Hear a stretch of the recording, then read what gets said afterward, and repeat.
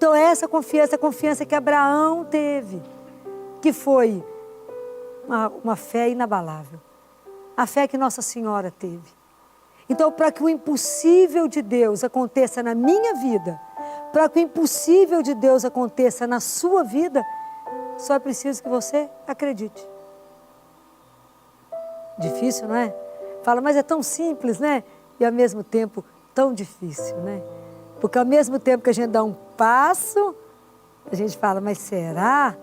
Na mesma hora que a gente entrega, gera em nós uma dúvida e fala, ah, mas eu acho que as coisas não são desse jeitinho que ela está falando, né? Deus não é assim. Deus é muito melhor do que a gente possa imaginar.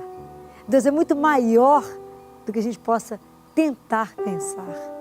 E mesmo assim, um Deus grande como esse se curva até a nossa miséria, estende o ouvido para nós e fala, por que você está angustiado?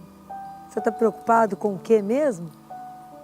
O que é que hoje está te deixando tão assim, tão escondidinha, querendo ficar fechado dentro de você mesmo? Como é que eu posso curar as suas feridas se você não permitir que esse caminho de fé possa trabalhar dentro do seu coração? Como? Como que a gente pode, né, permitir que Deus trabalhe em nós se eu estou baseada lá nas vezes que da minha infância eu me senti não cuidada, não acolhida por alguém e estou transferindo isso para Deus, que numa proporção infinita? Então exige hoje de nós apenas se entregar. Vamos tentar fazer isso numa pequena coisa que possa estar te incomodando, até a gente aprender a entregar. Jesus diz a um orientador espiritual do Padre Pio, ele fala com ele, um ato de entrega é muito mais do que 1000 orações. Um ato de entrega verdadeiro, quando você fala, Senhor, até aqui eu dou conta, daqui para frente eu não sou mais capaz. E aí o Senhor pode fazer isso. Ele pode, porque a gente pode o quê? Deixa eu contar para vocês um caso que aconteceu com a minha família, há uns 30 anos, eu acho, ou mais.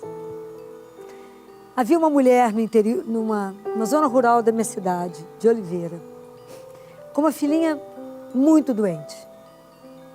E essa mãezinha lá na roça, rezando, pedindo a Deus uma solução para o problema da criança. Não fica uma oração que Deus não escute. Pode guardar isso que eu estou te dizendo. Não existe uma oração que Deus não escute. E que Deus vai ter o tempo de te dar a resposta. Pode ter certeza que eu estou te dizendo. Então essa mulher, né, rezou, pediu a Deus que ajudasse. Essa mulher foi na horta e apanhou limão verde. Limão pequenininho, que ainda nem tinha crescido. Pegou esse limão e foi para a cidade vender limão. Porque ela precisava vir a Belo Horizonte, trazer essa criança para uma médica. Porque falaram com ela que ela tinha que trazer essa criança para uma médica que ia dar a solução para o caso dela. E essa médica era eu. Falaram com ela, você tem que ir a Belo Horizonte e procurar a doutora Filó. Essa mãezinha falou, como é que eu vou chegar? Como é que eu vou chegar primeiro com dinheiro? Mas olha os caminhos de Deus. Ela foi, pegou o limão, foi na cidade para poder vender. Desceu do ônibus na rodoviária e foi andando pela cidade. E ela passou numa rua onde ela tinha um homem parado na porta de uma casa. Essa casa era do meu pai. Ela parou na porta da casa e falou com meu pai, o senhor gostaria de comprar limão? A gente tinha um sítio pequeno. Meu pai tinha acabado de chegar da roça trazendo um monte de fruta e verdura, inclusive limão. Mas por razões que só Deus sabe, meu pai falou assim, pergunta para a patroa lá em cima. E essa mulher subiu e falou com a minha mãe assim, o marido da senhora mandou saber se a senhora quer comprar esse limão. Mulher é mulher, né? Adora conversar. Minha mãe falou, deixa eu ver esse limão. Quando a minha mãe viu aquele limão muito pequenininho, que não tinha nem crescido, falou, mas por que você apanhou esse limão que nem está pronto? Ela falou, porque eu preciso vender. porque eu preciso levar a minha filha que está doente a Belo Horizonte. Eu preciso levar a minha filha a um médico. A um médico que diz que é o único que vai dar solução para o caso da minha filha. Aí a minha mãe falou, mas que médico é esse? Ela falou, só não conhece não. É um médico em Belo Horizonte, que eu tenho que arrumar dinheiro para levar. A minha mãe falou, mas qual é o nome dessa médica que a senhora tem que juntar dinheiro para chegar lá em Belo Horizonte? Aí ela falou, é a doutora Filó, mas a senhora não sabe quem é. A minha mãe disse para ela, é minha filha. Então, na verdade, Deus usou o limão verde para que ela parasse na porta da minha casa, para que chegasse até mim, né? Então, vocês imaginam que nessa hora, minha mãe ligou lá na cidade, lá no serviço social, arrumaram a ambulância, e ela veio ao hospital onde eu trabalhava. E felizmente, né, esses eram os caminhos de Deus, era alguma coisa que era possível de ser tratada, né? Porque o médico só trata, quem cura, só Deus, né? Mas ele me usou naquele momento para poder trazer a calma no coração daquela família, né? Foi isso que ele usou, e ele usou, escutou a oração daquela mulher, pegou o que ela tinha e transformou naquilo que ela não tinha, né? Deus é algo impressionante, né? A gente precisa apenas confiar, precisa apenas entregar, né? Mas é porque esse que é o pedaço difícil, né?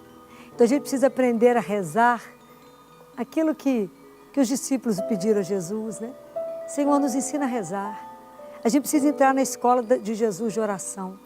Mesmo que você já tenha uma vida de caminhada de oração, a gente precisa sempre aprender a rezar. Quem pode nos ensinar é Ele. Me ensina, Jesus, a fazer uma oração de entrega absoluta. Me dê a graça espiritual para viver essa confiança incondicional.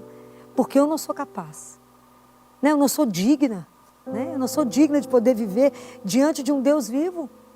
Assim como o leproso se abandonou diante dele e disse a ele, Senhor, se tu quiseres, tu podes curar a minha desconfiança. Só pode curar a minha incapacidade de me sentir amada. Só pode curar esse medo que eu tenho, apesar de saber que o Senhor está aí na minha vida, eu acho que o Senhor está tão longe, Senhor, que o Senhor não está aqui caminhando comigo. E eu preciso ser curada dessas coisas. Cura essas feridas da minha alma que me impede de viver a minha fé com absoluta convicção. Essa fé que quebra tudo, essa fé que é capaz de mover montanhas, essa fé que eu posso só dar a mão ao Senhor, fechar os olhos, né? Jesus fala isso para uma francesa, para uma mística, ele diz a ela, Gabriele, quantas pessoas já me dão a mão? E eu te pergunto, você já é capaz de fechar os olhos? De me dar a mão e fechar os olhos? E me deixar te levar para onde eu quiser? É capaz da gente abrir um olho no caminho e falar, deixa eu ver se eu estou levando para o caminho certo. Quando eu estou fazendo essa proposta é fechar os olhos e descansar nele, que é o Senhor. O que Deus pode trazer de mal para a sua vida? Nada. Mas é nada. Então, à medida que você for caminhando, à medida que você for pedindo a Ele a graça, e a graça que a gente precisa incondicionalmente chama-se perseverança. Porque se eu rezo hoje, falar, ai Filó, Jesus, hoje eu não vou rezar porque eu estou cansada. Porque Deus entende que eu estou cansada. Claro que Deus entende. Quem perdeu? Foi você. Foi Ele não. A gente que perde. Porque cada vez que eu não me encontro com Ele, eu perdi a oportunidade de ser transformada por Ele. Eu que estou atrasando meu caminho. Eu que estou fraquejando, né? A gente reza independente do cansaço.